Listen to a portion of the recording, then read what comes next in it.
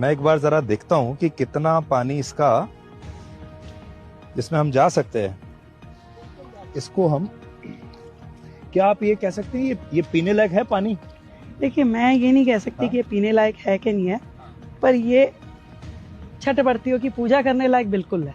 દેશના પત્રકાર અને એન્કરને જો યમુના નદીના કિનારે ઉતરવું પડે તેના પરથી તો લાગે જ છે કે યમુના નદીનું પાણી સાફ છે, પણ ખુદ મુખ્યમંત્રી સાહેબા કહી રહ્યા છે કે એ પાણી પીવા લાયક તો છે નહીં, પણ પૂજા કરવા માટે લાયક છે.